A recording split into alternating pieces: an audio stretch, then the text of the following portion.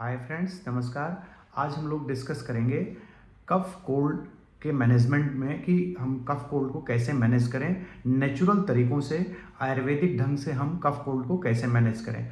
Basically अभी news आ रही कि कुछ बच्चों की डेथ हो गई है कफ सिरप पीने की वजह से, जो कि डेक्स्ट्रोमेथासोन नाम का एक साल्ट होता है जो कि कफ को ठीक करने के लिए, जनरली ड्राई कफ को ठीक करने के लिए लोगों को दिया जाता है।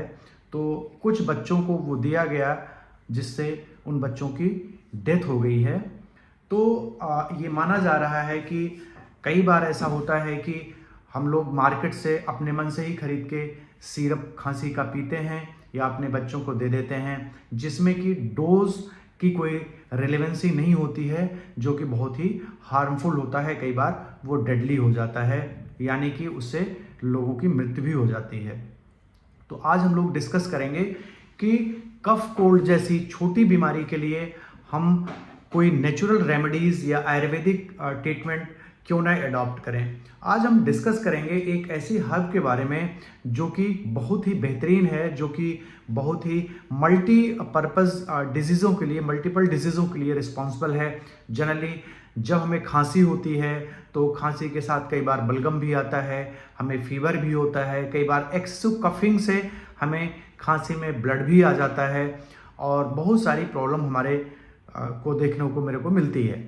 तो इसको मैनेज करने के लिए हमारे आयुर्वेद में बहुत एंशिएंट टाइम से एक हर्ब यूज़ की जाती रही है जिसका नाम है अडाटोडा बासका, यानी कि वाशा को हम अड़ूसा भी कहते हैं।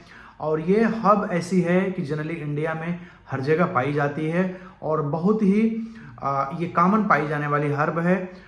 अगर हम इस हर्ब का यूज़ करते हैं तो ये एक तो ड्राई कफ में भी फ़ायदा करता है, यानी सूखी खांसी है उसमें भी आपको हेल्प करेगा।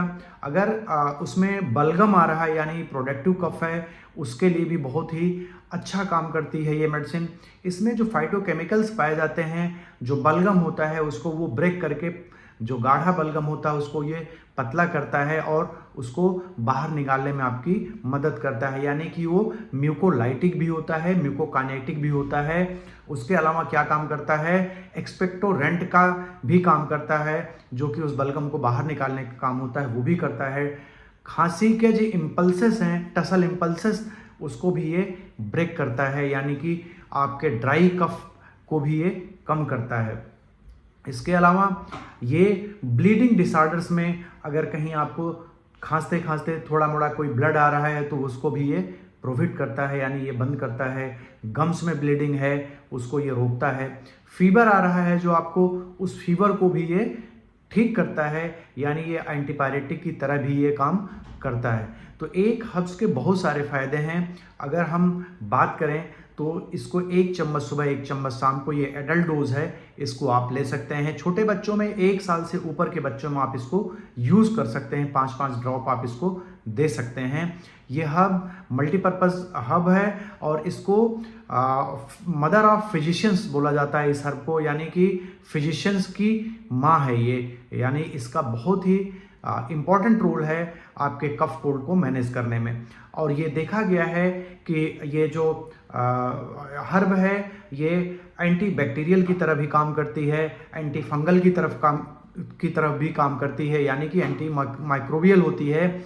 इसमें ये भी प्रॉपर्टी मिलती है। तो आपने देखा कि एक हर्ब, अगर हम बात करें अडाटोडा बासा की बात करें, तो एक हर्ब में कितने आपको कितनी प्रॉपर्टीज़ मिल रही हैं कि इतनी चीज़ें आपको इससे इतने फ़ायदे इससे आपको देखने को मिलते हैं। तो हम अपनी चीज़ों को भूलते जा रहे हैं और कहीं न कहीं उसके चक्कर में हम कोई ऐसी चीज़ उठा के ले आ रहे हैं जो कि जिसमें कि आपका पैसा भी बर्बाद होता है और आपको फ़ायदे की जगह कई बार नुकसान भी हो जाता है। आप ये हर्ब आप ले आएँ, उसके लीव्स को प्रॉपर्ली वॉश करें, धुलने के बाद उसको पीस के या उसको वो करके उसका अर्क निकालें और 1 चम्मच उसमें आप शहद भी मिला सकते हैं और चीनी भी मिला सकते हैं। उसको मिलाने के बाद आप पिलाइए और 2 बार देने में काफ़ी आपको हेल्प मिलेगा कफ कोल्ड को मैनेज करने में। तो एक सिंगल रेमेडी जो है, सिंगल जो हर्ब है, वो बहुत सारी प्रॉब्लम को सॉल्व कर रही है। आपने देखा तो आज हम लोगों ने देखा कि एक सिंगल हर्ब जो होती है वो कितने बीमारियों में काम करती है। आज का टॉपिक यहीं समाप्त होता है। आपका दिन शुभ और मंगलमय हो। Thank you so much.